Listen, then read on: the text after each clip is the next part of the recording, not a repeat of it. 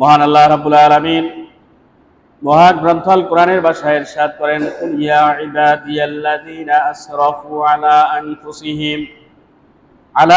আনফুসিহিম লা তাকনাতু মির রাহমাতিল্লাহ ইন্নাল্লাহা ইয়াগফিরুয যুনুবা জামিআ ইন্নাহু হুয়াল গফুরুর রহিম। ইরশাদ হচ্ছে, হে রাসূল আপনি বলুন, আসরাফু আলা আনফুসিহিম লা তাকনাতু মির রাহমাতিল্লাহ, হে আল্লাহর বান্দাগণ আপনারা আল্লাহ তাআলার রহমত থেকে নিরাশ হয়ে না। ইন্নাল্লাহা ইয়াগফিরুয যুনুবা জামিআ,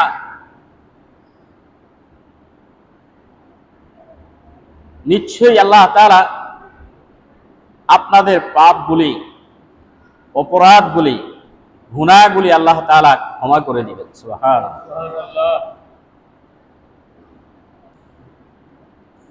ইন্নাহু হুয়াল গফুরুর রহিম, নিশ্চয়ই তিনি ক্ষমাশীল, পরম দয়ালু। সুবহানাল্লাহ। আমাদের গুনাহগুলি যদি পাহাড় পরিমাণ হয়, আমাদের গুনাহ যদি সারা পৃথিবী সমান হয়, আল্লাহ তাআলা বলেন আল্লাহর রহমত তার চাইতে আরো অনেক বড়। সুবহানাল্লাহ। আল্লাহ তাআলার রহমত আমাদের গুনার চাইতে অনেক বড়।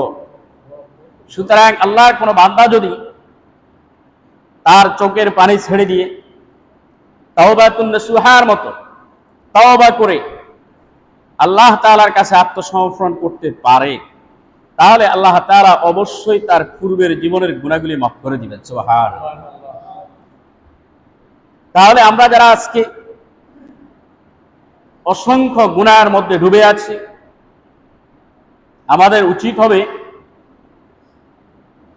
আমরা যেন ওয়ালাইসাতিত তাওবাতু লিল্লাযীনা ইয়ামালুনা সাইয়্যাত, এই আয়াতের সাথে যেন আমাদের জীবনটা মিলে না যায়।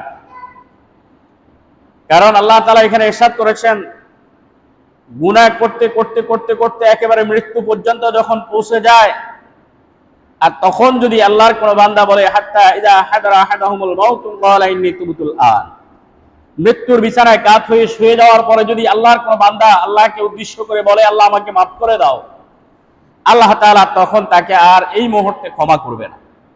এর জন্য আমরা যারা আজকে এখানে উপস্থিত, মাইকের আওয়াজ যতটুকু যাচ্ছে, সকলের উদ্দেশ্যে আমি বলবো আমরা প্রতিটা মুহূর্ত ইস্তেগফার করতে থাকব। প্রতিদিন আমরা তওবা করব, যেভাবে আল্লাহর হাবিব সাল্লাল্লাহু আলাইহি সাল্লাম তওবা করেছিলেন, ইন্নী আতুবু ইলাইহি ইয়া আইয়ুহান নাস তুবু ইলাল্লাহি। আল্লাহর হাবিব সাল্লাল্লাহু আলাইহি সাল্লাম বলেছেন আমি প্রতিদিন কমপক্ষে 100 বার তওবা করি।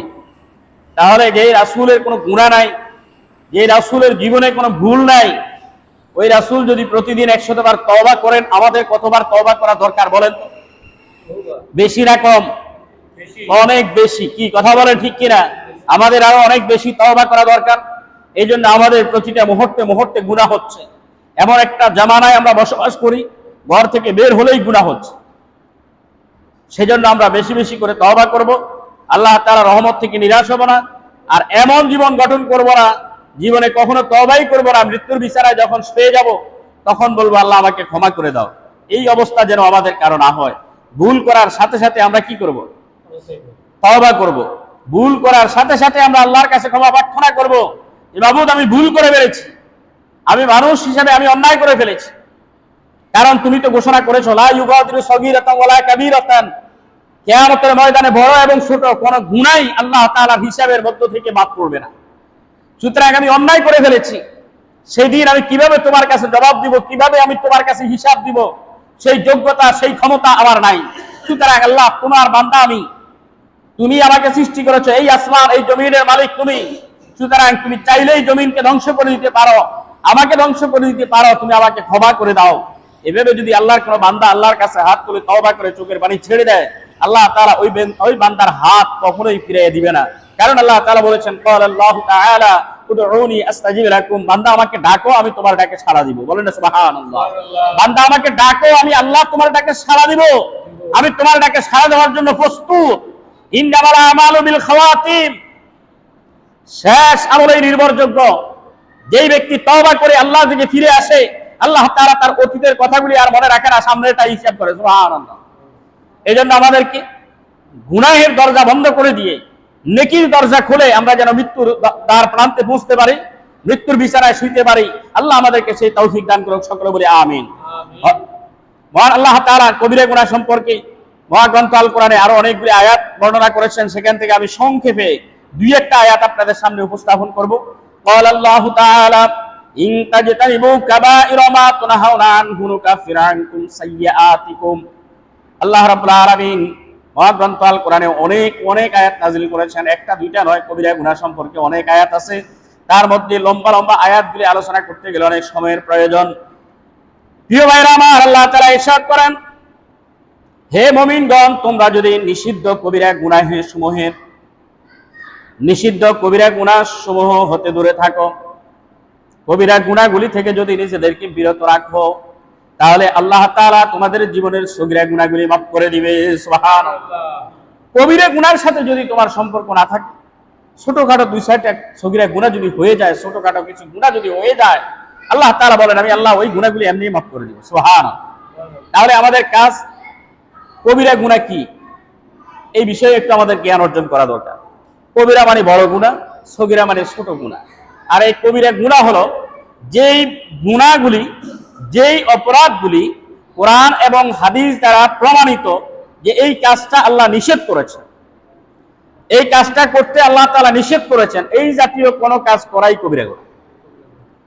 যেই কাজটা আল্লাহ তাআলা কোরআন এবং হাদিসে স্পষ্ট করে নিষেধ করে নাই, সন্দেহ আছে এটা গুনাহ হতেও পারে, নাও হতে পারে, এই জাতীয় ছোটখাটো যে গুনাহগুলি আছে এগুলি হলো সগীরা গুনাহ। তাহলে কবিরা গুনাহ হলো কোরআন হাদিস দ্বারা প্রমাণিত আল্লাহ তাআলা এই কাজটা করতে নিষেধ করেছেন, এরপরও যদি আমরা করি এটা হলো কবিরা গুনাহ। আল্লাহ তাআলা আমাদেরকে কবিরা গুনাহ থেকে বেঁচে থাকার তৌফিক দান করুন। ফান মুআয ইবনে জাবালিন, মুআয রাদিয়াল্লাহু তাআলা আনহু قال আওসানি রাসূলুল্লাহ সাল্লাল্লাহু আলাইহি ওয়াসাল্লাম ইয়াশি কালিমাত। মুআয রাদিয়াল্লাহু তাআলা আনহু বলেন, আল্লাহর হাবিব সাল্লাল্লাহু আলাইহি ওয়াসাল্লাম আমাকে 10টা বিষয় সম্পর্কে উপদেশ দিয়েছিলেন। ও মুআয, আমি কি তোমাকে কিছু উপদেশ প্রদান করব? মুআয রাদিয়াল্লাহু তাআলা আনহু বলেন, ইয়া রাসূলুল্লাহ, ইয়া হাবিবাল্লাহ, অবশ্যই আপনি আমাকে উপদেশ প্রদান করবেন। আল্লাহর হাবিব সাল্লাল্লাহু আলাইহি ওয়াসাল্লাম তখন তাকে বললেন, ক্বালা লা তুশরিক বিল্লাহি শাইআ। ও মুআয, তখন আল্লাহর সাথে শিরক করো না, আল্লাহর সাথে শিরকের মতো অপরাধ করো না, আল্লাহর সাথে কাউকে সমতুল্য করো না। এই কাবার মালিকের শপথ, রব্বুল কাবার শপথ, আবার লাত উজ্জার ইবাদত, কথা কি বুঝে পারলাম? দুইটা কি এক হইল? এদিকে আল্লাহর শপথ, ওইদিকে মুক্তির খোঁজা, দুইটা কি এক হবে? কখনো এক হবে না। এই জন্য আল্লাহ তাআলা বলেছেন, আল্লাহর হাবিব সাল্লাল্লাহু আলাইহি সাল্লাম আমাদেরকে স্পষ্ট করে দিয়েছেন, লা তুশরিক বিল্লাহ, মুআয কখনো আল্লাহর ইবাদতের মধ্যে আল্লাহর সাথে কাউকে সমতুল্য মনে করবে না, কারণ আল্লাহ এক ও অদ্বিতীয়, আল্লাহর সমতুল্য কেউ নাই, কখনো হতে পারে না। এই কথা বলেন ঠিক কিনা? কারণ আল্লাহ তাআলা বলেছেন, ইন্নাল্লাহা লা ইয়াগফিরু আন ইউশরাকা বিহি ওয়া ইয়াগফিরু মা দুনা যালিক। আল্লাহ তাআলা সবগুলো গুনাহ মাফ করে দিবেন, কিন্তু কবিরা গুনাহ যদি কেউ করে ফেলে, তার ওই কবিরা গুনাহগুলি আল্লাহ তাআলা মাফ করবে না। বরঞ্চ কিয়ামতের ময়দানে যখন সে ক্ষমা চাইবে, তখন আল্লাহ তাআলা তাকে ডাক দিয়ে বলবে, ও বান্দা, যার ইবাদত করেছো তার কাছে যাও, যার ইবাদত করেছো, যার উপাসনা করেছো তার কাছে যাও, তুমি তো আমার ইবাদত করো নাই, আমার কাছে কেন এসেছো? আল্লাহ তাআলা যখন আপনাকে আমাকে তাড়িয়ে দিবে, বলেন তো সেদিন আমাদের কি আর বাঁচার কোনো উপায় থাকবে? কি কথা বলেন, বাঁচার উপায় থাকবে? তাহলে আল্লাহর সাথে শিরক করা যাবে না। এক নাম্বার কথা হলো, শিরক সম্পর্কে আমি অনেক আলোচনা করেছি, শুধু পয়েন্টগুলি আজকে আমি আপনাদের সামনে আলোচনা করে যাব, 10টা পয়েন্ট, যে আমরা আল্লাহর সাথে শিরক করব না, যেহেতু রাসূল নিষেধ করেছে। ওয়া ইন কুতিলতা ওয়া হুররিকতা ওয়া লা তারকান্না ওয়ালিদাইক। দ্বিতীয় নাম্বার, আল্লাহর হাবিব সাল্লাল্লাহু আলাইহি ওয়াসাল্লাম ইরশাদ করেন যে তোমার আল্লাহ রাব্বুল আলামিন তুমি তোমার মাতা পিতার অবাধ্য হবে না, যদিও তারা তোমাকে তোমার পরিবার ও ধন সম্পদ হতে বের হয়ে যাওয়ার হুকুম প্রদান করে। তোমার পিতামাতা যদি তাদের সম্পদ থেকে, তোমার পরিবার থেকে তোমাকে সরে যেতে বলে, তারপরেও তুমি তোমাদের অবাধ্য হবে না, তাদের হুকুম অমান্য করবে না। যেভাবে হযরত ইব্রাহিম আলাইহিস সালাম তার বাড়িতে আসার পরে তার বৌমার সাথে কথা বলে, ইসমাইল আলাইহিস সালামের পরিবারের সাথে কথা বলে যাওয়ার সময় একটা উপদেশ দিয়ে গিয়েছিল, বাবা, আমার ছেলে যখন বাড়িতে আসবে, আমার সাথে তার সাথে দেখা হলো না, তুমি তাকে বলবে সে যেন তার ঘরের চৌকাঠটা পাল্টায়। সুবহানাল্লাহ বলেন। বউ তো বুঝে নাই কি বলছে, সে যেন তার ঘরের চৌকাঠটা পাল্টায়। কত সুন্দর কথা। বউ বুঝে নাই, আসার পরে বললেন, ও আমার স্বামী, আপনার বাবা এসেছিল, তিনি অনেক কথাবার্তা বলেছেন, যাওয়ার সময় একটা কথা বলে গেছেন, আপনি যেন ঘরের চৌকাঠটা পাল্টান। ইসমাইল আলাইহিস সালাম বললেন, তুমি তো কথা বুঝো নাই, আমার বাবা আমাকে বলেছেন তোমাকে তালাক দিতে, তুমি বুঝতে পারো নাই, কারণ আমি আল্লাহর নবী, ওনার ইশারা আমি বুঝি। সুবহানাল্লাহ। কারণ নিশ্চয়ই তুমি তোমার কথার দ্বারা, তোমার আচরণের দ্বারা ওনাকে এমন কষ্ট দিয়েছ যেই কথাটা আল্লাহ বিরোধী, এরকম হয়তো কোনো কথা তোমার মুখ দিয়ে বের হয়েছে, এই জন্যই আমার বাবা যাওয়ার সময় তোমাকে এই কথাটা আমাকে বলতে বলে গিয়েছেন। তাহলে বুঝতে যায় হযরত ওমর রাদিয়াল্লাহু তাআলা আনহু তার ছেলেকে বললেন, তোমার বউকে তালাক দাও। অনেক লম্বা হাদিস, অনেক লম্বা ঘটনা। ছেলে আল্লাহর নবীর কাছে গেলেন, যে নালিশ করলেন, ও আল্লাহর পয়গম্বর, আমার পরিবারকে তালাক দেওয়ার জন্য আমার আব্বা বলতেছে, এখন আমি কি করব? আল্লাহর হাবিব সাল্লাল্লাহু আলাইহি সাল্লাম একই কথা বললেন, তোমার বাবা যদি তাকে অপছন্দ করে, ভালো মনে না করে, তাহলে তোমার আব্বার আদেশ পালন করো। সুবহানাল্লাহ। কার আদেশ পালন করো? আব্বার আদেশ পালন করো। এরপরে ওই ছেলে বলতেছে, আমি তো আমার পরিবারকে অনেক ভালোবাসি, আমি তাকে অনেক পছন্দ করি, কি করে আমি তাকে তালাক দেব? এরপরেও যখন সে কোথাও গিয়ে কোনো সমাধান পেল না, একটাই সমাধান, তোমার বাবা যদি তাকে অপছন্দ করে তাহলে তাকে তালাক দিয়ে দাও। ছেলে এসে অনায়াসে তাকে তালাক দিয়ে দিলেন। পরবর্তীতে ওই মহিলাই সংশোধন হয়ে আবার যখন তার কাছে আসলেন, আবার সেই উমরে বললেন, এখন তাকে বিয়ে করো। সুবহানাল্লাহ। কথা কি বুঝে দেবেন? তাহলে তারা কি বাবার আদেশ মানছে না অমান্য করছে? আমরা কি করব? মানবো নাকি অমান্য করব? তাহলে পিতা মাতা যদি আমাদেরকে কখনো পরিবার থেকে বের হয়ে যেতে বলে, এর পরেও তাদের আদেশ আমাদেরকে মানতে হবে। ওই আদেশ অমান্য করার কোনো সুযোগ আমাদের নাই, ইসলাম আমাদেরকে এই সুযোগ দেয় নাই। কথা কি বুঝতে পারলাম? 3 নম্বরে, ওয়াইন আমারকা আন তাখরুজা মিন আহলিকা ওয়া মালিকা ওয়ালা তাতরুকান্না সালাতাম মাকতুবাতাম মুতাআম্মিদান। আল্লাহর হাবিব সাল্লাল্লাহু আলাইহি সাল্লাম বলেন, 3 নম্বরে হলো আল্লাহ তাআলার ফরজ সালাত কখনো ইচ্ছাকৃত ছাড়বে না। আল্লাহ তাআলার ফরজ সালাত কখনো ইচ্ছাকৃত ছাড়বে না, ইচ্ছে করে কোনো নামাজ ছেড়ে দিবে না, কোনো নামাজ তরক করবে না। কারণ আল্লাহ তাআলা ইন্নাস সালাতা তানহা আনিল ফাহশাই ওয়াল মুনকার, নামাজ নির্দিষ্ট সময়ে ফরজ করেছেন। তুমি মনে করো যোহর পড়লাম না আসরে পড়বো, আসর পড়লাম না মাগরিবে পড়বো, মাগরিব পড়লাম না এশায় পড়বো, এরকম ইচ্ছে করে কোনো নামাজ ছেড়ে দিবে না। যদি শারীরিক কোনো ওজর থাকে, শারীরিক কোনো অসুস্থতা থাকে, সেটা ভিন্ন কথা। যেমন কিছু মানুষ আছে, সূর্য ওঠার পরে ফজরের নামাজ পড়া যায়, এই জন্য সে প্রতিদিন 8টা বাজে ঘুমের থেকে উঠে ফজর পড়ে।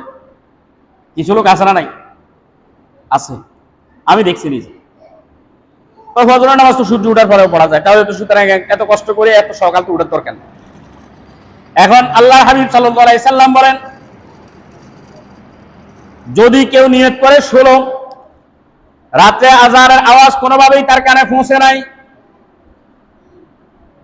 অথবা কোনো অসুস্থতার কারণে, ঘুমের ভারের কারণে সে উদ্দেশ্য পায় নাই মাঝে মধ্যে 1-8 দিন, তাহলে যদি সে সূর্য ওঠার পরে ফজর পড়ে, তাহলে তার ফজরের নামাজ আল্লাহ কবুল করে নেবেন। আর কেউ যদি ইচ্ছাকৃতভাবে নিয়মিত ফজরের নামাজ সূর্য ওঠার পরে পড়ে, তার নামাজ আল্লাহ কবুল করবে না। কথা কি বুঝে পারলাম? তাহলে একটা হলো ইচ্ছাকৃত, আর একটা হলো অনিচ্ছাকৃত, আমার জামাতে আসার ইচ্ছা আছে কিন্তু আমি উদ্দেশ্য পাই নাই, আমি আসতে পারি নাই, সেটা হলো ভিন্ন কথা। কিন্তু আমি ইচ্ছে করে সব সময় ফজরের নামাজ ছেড়ে দিই, এই জাতীয় নামাজ আল্লাহ কবুল করবে না। 4 নম্বরে ওয়ালা তাশরাবান্না খামরা ফাইন্নাহু রাসা কুল্লু ফাহিশা। 4 নম্বরে হলো মদ পান করবে না, নেশা করবে না। কারণ ফাইন্নাহু রাসা কুল্লি ফাহিশা, সকল কাজের, গুনাহের যত কাজ আছে, যত অপকর্ম আছে, সকল অপকর্মের মাথা, হেডলাইন হইল নেশা। মাথা কি? নেশা। যারা নেশা করে এদের পক্ষে সব ধরনের অপকর্ম করা সম্ভব, এবং সব ধরনের অপকর্ম এই জাতীয় লোকগুলি করে। কথা কি বুঝতে পারলাম? তাহলে নেশা করা যাবে না। ইন্নামাল খামরু ওয়াল মাইসির, এটা আল্লাহ তাআলা একটা নয়, দুইটা নয়, 4টা আয়াত দিয়ে একদম বিলকুল হারাম করে দিয়েছে। মদ খাওয়া যাবে না, জুয়া খেলা যাবে না। মদ খাওয়া যাবে না, জুয়া খেলা যাবে না, জুয়ার টাকা ভোগ করা যাবে না।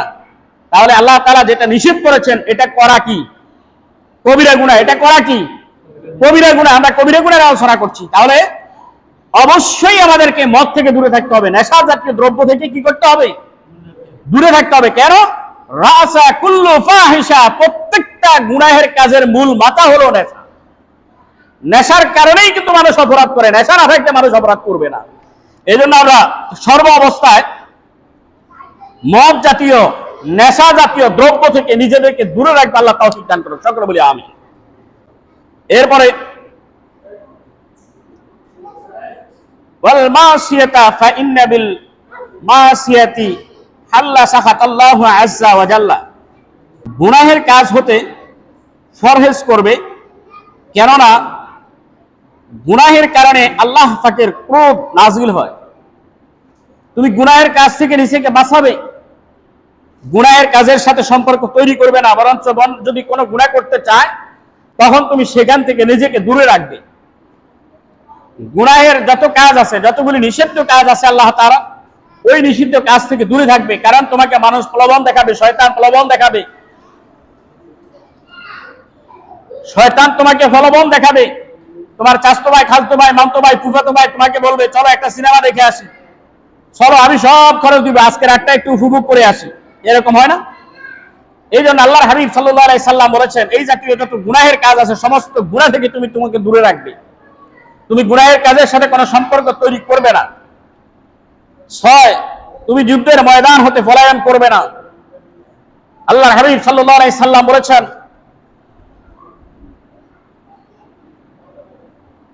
ওয়া ইয়াকা ওয়াল ফিরারা মিনাস সাহফি ওয়া ইন হালাকান নাসু ওয়া ইযা আযাবান নাস। আল্লাহর হাবিব সাল্লাল্লাহু আলাইহি সাল্লাম বলেছেন যদি যুদ্ধের ময়দানে তোমার সঙ্গে যারা যুদ্ধে অংশগ্রহণ করেছে সবাই শহীদ হয়ে যায়, এরপরেও তুমি যুদ্ধের ময়দান ছেড়ে যাবে না। সুবহানাল্লাহ। কারণ তুমি যে যুদ্ধ করতে এসেছো, এখানে অবস্থান করা এটা তোমার উপরে ফরজ হয়ে গেছে। যদি তুমি বাঁচো তোমাকে আল্লাহ বাঁচাবে, আর যদি তুমি মরো সেটা আল্লাহর সিদ্ধান্তে মরবে। সুবহানাল্লাহ। সুতরাং এই জায়গা ছেড়ে যাওয়ার কোনো সুযোগ অনুমতি তোমার নাই। যেমন মূসা আলাইহিস সালামের সময়ের একটা ঘটনা কোরআনে আয়াত এসেছে। হযরত মূসা আলাইহিস সালামকে উম্মতরা বলেছিল হে আল্লাহর নবী চলেন আমরা যুদ্ধ করি। যখন আল্লাহর পক্ষ থেকে যুদ্ধের হুকুম আসলো আর তিনি উম্মতদেরকে ডাক দিলেন চলেন আল্লাহ তাআলা হুকুম করেছেন যুদ্ধ করার জন্য, তখন তারা আওয়াজ দিল আপনি আপনার আল্লাহকে নিয়ে যুদ্ধ করেন, আমরা যাব না।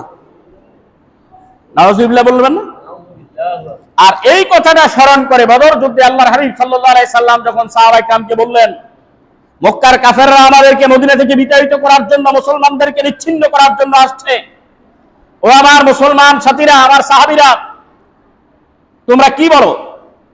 আমরা কি যুদ্ধে যাব? তোমরা কি আমার সাথে যুদ্ধ করবে? সকল সাহাবায়ে কেরাম এক কথায় জবাব দিয়েছিল ইয়া রাসূলুল্লাহ, ইয়া হাবিবাল্লাহ। মূসা আলাইহিস সালামের উম্মতরা যেভাবে বলেছিল হে নবী আপনি আর আপনার আল্লাহ যান যুদ্ধ করেন, আমরা সেখানে যাব না। হে আখির জামানার নবী পয়গম্বর হযরত মুহাম্মদ মুস্তাফা সাল্লাল্লাহু আলাইহি সাল্লাম, আমরা আপনাকে ওয়াদা দিচ্ছি আমাদের জান এবং মাল যা কিছু আছে সব কিছু আপনার হুকুমের জন্য, আমার আল্লাহ আপনার রব আমাদের আল্লাহর জন্য সব কিছু কোরবানি করে দিব, আমরা আপনাকে সেই 1 মিনিটের জন্য কোথাও যাব না। সুবহানাল্লাহ। তাহলে জবাব বুঝতে পারছেন? তাহলে যুদ্ধের ময়দান ছেড়ে পলায়ন করার কোনো সুযোগ নাই। আর বিশেষ করে তো উম্মতে মুহাম্মদের জন্য প্রশ্নই আসে না। আপনি যদি দিন কায়েমের কোনো আন্দোলনে যান, কোনো ময়দানে যান, সেখানে যদি কোনো আক্রমণ হয়, তাহলে আপনি সেখান থেকে পলায়ন করতে পারবেন না। ইসলাম আপনাকে অনুমতি দেয় নাই, আপনাকে সেখানেই থাকতে হবে। এরকম একটা ঘটনা আমার জীবনে আছে, বলতে গেলে সময় লাগবে, তো এখন বলবো না। এরপরে আসেন 7 নাম্বার, যখন মানুষের মধ্যে মহামারী দেখা দেয় আর তুমি তাদের মাঝে থাকো, তবে তুমি সেখানেই অবস্থান করো। আল্লাহর হাবিব সাল্লাল্লাহু আলাইহি সাল্লাম স্পষ্ট করে এই হাদিসের অংশ ছাড়াও আরেকটা হাদিস স্পষ্ট করে বলেছেন, ও আমার সাহাবীরা, যখন তোমরা কোনো জায়গায় অবস্থান করো আর সেখানে কোনো মহামারী দেখা দেয়, যেমন করোনা ভাইরাস, ডায়রিয়া, কলেরা ইত্যাদি বিভিন্ন রকমের মহামারী যখন দেখা দেয়, অথবা বিসি ফ্যাসলা হতে পারে, তুমি সেই ময়দান ছেড়ে কখনোই এই মহামারী যাওয়ার আগ পর্যন্ত ওই ময়দান, ওই স্থান তুমি ত্যাগ করবে না। সুবহানাল্লাহ। করোনার সময় আমরা এটা দেখেছি, কি কথা বলেন, ঠিক কিনা? কারণ রাষ্ট্রীয়ভাবে সিদ্ধান্ত হয়েছে তুমি তোমার স্থান ত্যাগ করতে পারবে না, তুমি যেখানে আসো এখানেই থাকতে হবে। তাহলে অন্তত আর কিছু নাই হোক, অন্তত একটা হাদিসের উপর আমল হয়েছে করোনার সময়। কি কথা বলেন, ঠিক কিনা? যে তুমি তোমার অবস্থান ত্যাগ করতে পারবে না, কারণ তোমার এই করোনা তোমার সাথে করে আরেক এলাকায় চলে যাবে। এই জন্য আল্লাহর হাবিব সাল্লাল্লাহু আলাইহি সাল্লাম বলেছেন, তুমি যেখানে আছো সেখানেই থাকবে, তোমার কারণে যেন এই মহামারী আরেকটা এলাকায় ছড়িয়ে পড়তে না পারে। আজকে দেখেন না, করোনা সারা বিশ্বে ছড়িয়ে পড়েছে, কিন্তু স্থান ত্যাগ করার কারণে। কি কথা বলেন, ঠিক কিনা? স্থান ত্যাগ করার কারণে, একজন আরেক জায়গায় যাওয়ার কারণে এই মহামারী সারা পৃথিবীতে ছড়িয়ে পড়েছে। সবাই যদি রাসূলের এই সুন্নাহটার উপরে আমল করতো, তাহলে এই মহামারী সারা পৃথিবীতে ছড়িয়ে পড়তে পারতো না। এরপরে আসেন 8 নাম্বার, তুমি তোমার পরিবার পরিজনের জন্য সাধ্য অনুযায়ী খরচ করো। কিছু কিছু মানুষ আছে পরিবারের জন্য খরচ করতে চায় না, আবার আয়াত উপস্থাপন করে। আল্লাহ তাআলা বলেছেন কম খরচ করো, অপচয় করা বন্ধ করো, এরকম আয়াত দেয়। অথচ আল্লাহর হাবিব সাল্লাল্লাহু আলাইহি সাল্লাম স্পষ্ট করে বলেছেন, ও মুআজ, তুমি তোমার পরিবারের জন্য তোমার সাধ্য অনুযায়ী খরচ করো। ইযা আনফাকাল মুসলিমুনা নাফাকাতান ইলা আহলিহি ওয়া হুয়া ইয়াহতাসিবুহা কানাত লাহু সাদাকা। কেননা তুমি যদি তোমার পরিবারের জন্য আল্লাহ সন্তুষ্টির জন্য খরচ করো, কাল কঠিন কিয়ামতের ময়দানে তোমার এই খরচটা তোমার জন্য সদকায়ে জারিয়া হিসেবে আসবে। সুবহানাল্লাহ। তাহলে পরিবারের জন্য খরচ করলে লাভ আছে না লস আছে? কথা বলেন, লাভ আছে না লস আছে? আমি যদি আমার সন্তানকে সুশিক্ষায় শিক্ষিত করি, তাহলে লাভ হবে না ক্ষতি হবে? কিন্তু আমি টাকা খরচের ভয়ে তারে খাওয়াইলাম না ঠিকমতো, তাকে অসুস্থ বানাইয়ে দিলাম। আমি তার পিছনে লেখাপড়ার পিছনে খরচ করলাম না, তাকে শিক্ষিত বানাইলাম না, তাকে বদিল্লা বানাইয়ে দিলাম। আবার শেষ বয়সে বলি আমার ছেলে আমারে খাওয়ায় না। ছেলের দোষ না আমার দোষ? কথা বলবেন, কার দোষ? এই জন্য আমার যতটুকু ক্যাপাসিটি আছে, আমার যতটুকু ক্ষমতা আছে, আমি আমার ক্ষমতা অনুযায়ী আমার সন্তানের পিছনে খরচ করব। কিছু কিছু মানুষ আছে একেবারে হাড় কিপটা, কানিয়ে কানিয়ে সম্পদ আছে, কিন্তু সন্তানদের ঠিকমতো খাওয়া দেয় না, ঠিকমতো তাদের পিছনে খরচ করে না, টাকা জমা করে রাখে, শুধু জমা করে। আল্লাহ কোন টাকা আছে, সূরাতুত তাকাসুর তাদের জন্য পড়া দরকার। তারা শুধু সম্পদ গণে, শুধু গণে, খালি বাড়ে না কেন? এরকম আমরা করব না। আমাদের আল্লাহ তাআলা যে তৌফিক দিয়েছেন, সেখান থেকে আমরা আমাদের সন্তানদের জন্য খরচ করব। আল্লাহ তৌফিক দান করুক, সকলে বলি আমিন। এরপরে পরিবার পরিজনকে আদব কায়দা শিক্ষা দিবেন। কোরআন ও হাদিসের ধর্মীয় পারিবারিক যে রীতিনীতি, রাসূল আকরাম সাল্লাল্লাহু আলাইহি সাল্লামের যে আদর্শ, সে আদর্শ শিক্ষা দেওয়া ফরজ। তলাবুল ইলমি ফারিদাতুন আলা কুল্লি মুসলিম, প্রত্যেকটা মুসলমানের জন্য দিলি ইলম অর্জন করা ফরজ। এই ইলমটাই হলো আদব কায়দা, ভদ্রতা, শিষ্টাচার, নিয়ম নীতি। কিভাবে অন্যের সাথে কথা বলবে, কিভাবে সালাম বিনিময় করবে, কিভাবে কারো ঘরে প্রবেশ করবে, কিভাবে চলাফেরা করবে, কাউকে দেখলে কিভাবে অভিবাদন করবে, এই বাস্তবমুখী শিক্ষাগুলি আমাদের বাচ্চাদেরকে আমাদেরকে দিতে হবে। এই আদব কায়দা শিক্ষা দেওয়া ফরজ। মুআজকে আল্লাহর হাবিব সাল্লাল্লাহু আলাইহি সাল্লাম বললেন, মুআজ তুমি অবশ্যই তোমার পরিবারকে এই আদব কায়দাগুলি শিক্ষা দিবে, তারা যেন এগুলি থেকে বঞ্চিত না হয়, তারা যেন কোনোভাবেই আদব কায়দা শিক্ষা থেকে বঞ্চিত না হয়, তারা যেন বেয়াদব হয়ে না যায়। আর আপনি যদি তাদেরকে আদব কায়দা শিক্ষা না দেন, তাহলে কি তারা ভালো হবে না খারাপ হবে? এরপরে সর্বশেষ 10 নম্বরে, মুআজ রাদিয়াল্লাহু তাআলা আনহুকে আল্লাহর হাবিব সাল্লাল্লাহু আলাইহি সাল্লাম বললেন, ও মুআজ, আল্লাহ পাকের শাস্তি সম্পর্কে তাদেরকে ভয় প্রদর্শন করো। জাহান্নাম অত্যন্ত কঠিন এবং শাস্তির জায়গা, যেখানে আল্লাহ তাআলা তোমাদের জন্য বিভিন্ন রকমের শাস্তির ব্যবস্থা করে রেখেছেন। আর ওই ময়দানটা হলো অত্যন্ত কঠোর এবং ভয়াবহ আযাবের স্থান। এই স্থান সম্পর্কে তাদেরকে সতর্ক করো, সাবধান করো। লাত, মানাত, উজ্জা, বিভিন্ন রকমের দেব দেবী যারা আছে, এই ধরনের উপাসনা করা থেকে তাদেরকে বিরত রাখো, কারণ এগুলি তাদেরকে জাহান্নামে নিয়ে যাবে। এই জমিন, এই আসমান, সবকিছুর মালিক এক আল্লাহ। এক আল্লাহর ইবাদত ব্যতীত আর কারো ইবাদত জমিনে করবে না। যদি করো তাহলে তোমাদেরকে জাহান্নামে যেতে হবে। এই ভয় তাদেরকে প্রদর্শন করো, তাদেরকে সতর্ক করো। আল্লাহ রাব্বুল আলামিন আমাদের সকলকে আল্লাহর আযাব কে ভয় করে, আল্লাহ তাআলার শাস্তিকে ভয় করে আমরা যেন অপরাধ জগৎ থেকে, অপরাধ থেকে, কবিরা গুনাহ থেকে বিরত থাকতে পারি। আল্লাহ তৌফিক দান করেন। সকলে বলি আমিন।